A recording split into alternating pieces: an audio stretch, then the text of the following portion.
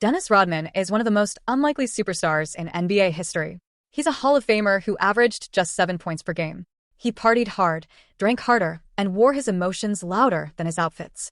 But when it came to defense and rebounding, few ever did it better. Before the tattoos, the piercings, and the championships, Rodman's life looked nothing like a success story. He was born in Trenton, New Jersey, and grew up in a rough part of Dallas, Texas. His father walked out when Dennis was just 3 years old, leaving his mother to raise him and his 2 sisters alone. She worked multiple jobs to survive, while Rodman, by his own admission, drifted through life without direction. "I was a lost cause," he later said. In high school, he was barely noticed. At just 5'11", he didn't make the varsity basketball team. College scouts ignored him. He wasn't just under the radar, he wasn't even near it. He wandered the streets of Dallas, aimless and invisible. Things took a turn for the worse when he was arrested for stealing watches from the airport where he worked as a janitor. His mother kicked him out. And then, like something out of a movie, everything changed. Between the ages of 19 and 20, Rodman had a sudden growth spurt, growing over 7 inches to reach 6'7". Still, he hadn't played any organized basketball. He was drifting, with no clue what to do with his new height. That's when fate stepped in. A coach named Lonnie Reisman from Southeastern Oklahoma State University spotted him playing in a junior college tournament. The school wasn't in the NCAA, but in the much smaller NAIA division. It didn't matter. Rodman got a scholarship and a second chance. At Southeastern Oklahoma State, Rodman wasn't just good, he was dominant. He averaged 25 points and over 16 rebounds per game. But it wasn't the scoring that caught attention. It was the hustle, the effort, the relentless rebounding. By 1986, the Detroit Pistons took notice and used their 27th pick in the NBA draft on him. What happened next would change NBA history. When Dennis Rodman arrived in Detroit in 1986, the Pistons were already tough, but he made them terrifying. The team was led by Isaiah Thomas, Joe Dumars, and Bill Laimbeer, a core that would become known as the Bad Boys. They played physical, bruising basketball and didn't care who got hurt in the process. For Rodman, it was the perfect environment. He didn't need to score. He didn't need to be flashy. He just needed to play harder than everyone else, and that's exactly what he did. Rodman was fiercely loyal to head coach Chuck Daly. "Chuck was the father I never had," he once said. "He gave me a chance, and I was willing to die for him on the court." That level of commitment showed in his game. Rodman chased every loose ball like it was life or death. He rebounded like his paycheck depended on it. He played defense like it was personal. Physically, Rodman was unlike anyone else. His energy seemed bottomless. He would go all out for 48 minutes and then hop on a stationary bike after the game. Sometimes, he even lifted weights after everyone else had left the building. That's how much raw power and adrenaline he had. Defense in the NBA is a grind. Unlike offense, where talent and skill can mask effort, defense demands discipline, desire, and relentless energy. That's why so few players ever master it. Rodman did. And not just with effort, but with IQ. He read plays before they happened.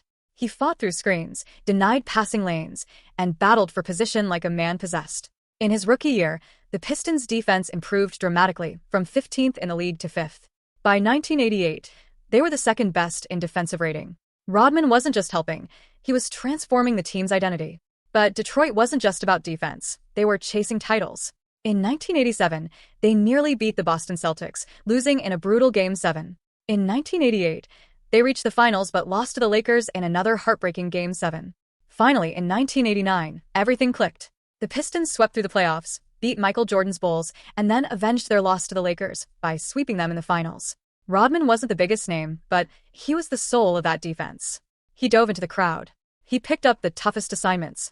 He celebrated blocks like game winners, and he made sure no star had an easy night. The Pistons repeated as champs in 1990, taking down Clyde Drexler's Blazers in 5 games. Once again, Rodman was in the middle of it all, shutting down forwards, grabbing double-digit rebounds, and frustrating opponents with every ounce of energy he had. But even dynasties don't last forever. In 1991, Jordan and the Bulls finally broke through and swept the Pistons in the conference finals. Detroit walked off the court without shaking hands, a moment of infamy, but one that summed up the Bad Boys' attitude. By 1992, the Pistons were aging, and the team was breaking apart. When Chuck Daly left, it shattered Rodman emotionally. The one man who had believed in him was gone. Without Daly, Rodman felt unchained, like a wild dog off its leash. He spiraled. Tattoos started covering his body.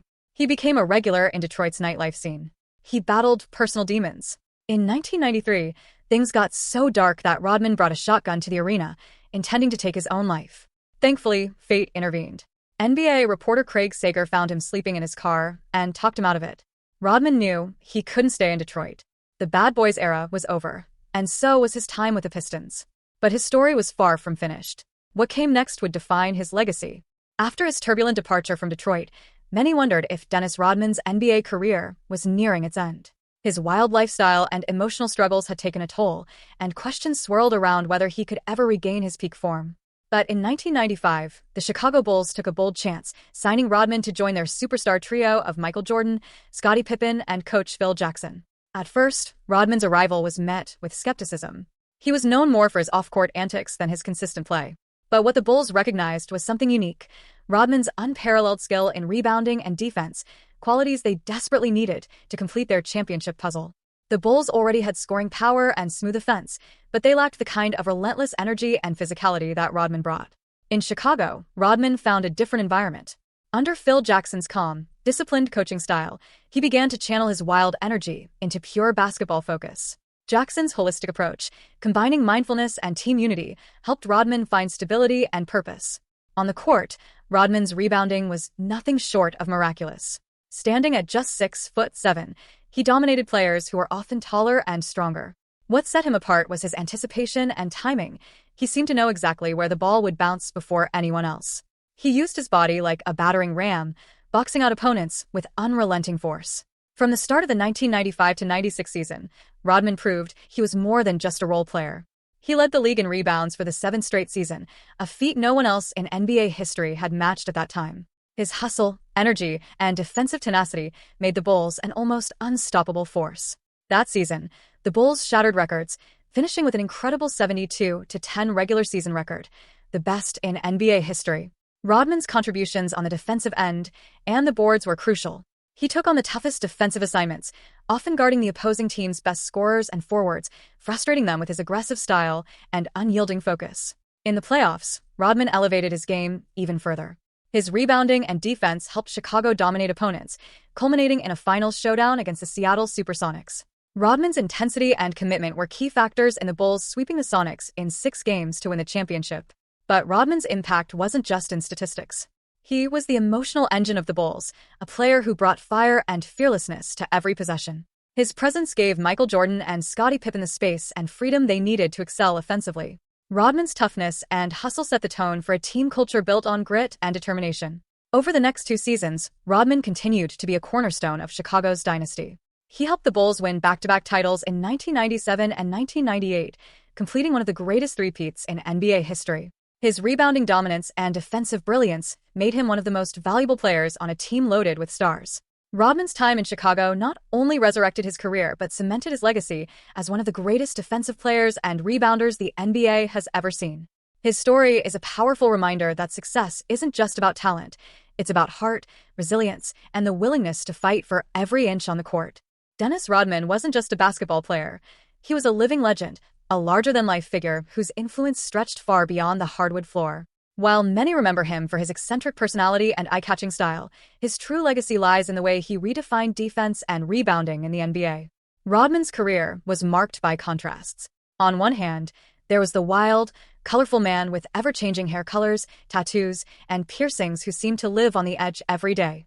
On the other, there was the fierce competitor whose intensity on the court inspired teammates and terrified opponents.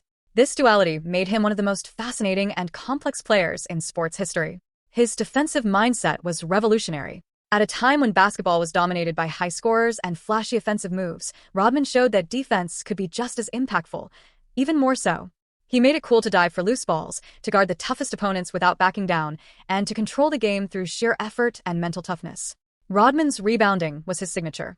Leading the league in rebounds for 7 straight seasons, he defied conventional wisdom that bigger players always dominate the boards. His secret was anticipation. He had an almost supernatural ability to read where the ball would land. Combine that with his relentless hustle and fearless physicality, and you had a player who could change the momentum of any game simply by grabbing a rebound. But Rodman's impact wasn't limited to stats and championships.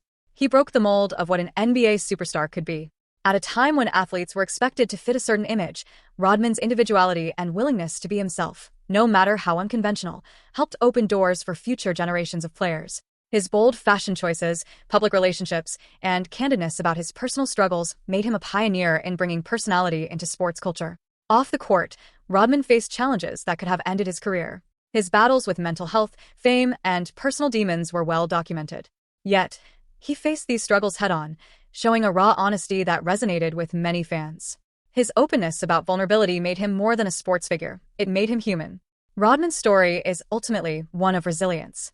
From a lost teenager who barely made his high school basketball team to a Hall of Famer who won 5 NBA championships, his journey is a testament to perseverance. He carved out a unique place in basketball history by excelling in areas most players overlooked, proving that sometimes the greatest impact comes from doing the hard, unglamorous work. Today, Dennis Rodman is remembered not only as one of the greatest rebounders and defenders in NBA history, but as a symbol of fearless individuality and determination. His legacy lives on in the way players approach defense, the way teams value hustle, and the way athletes embrace their true selves on and off the court.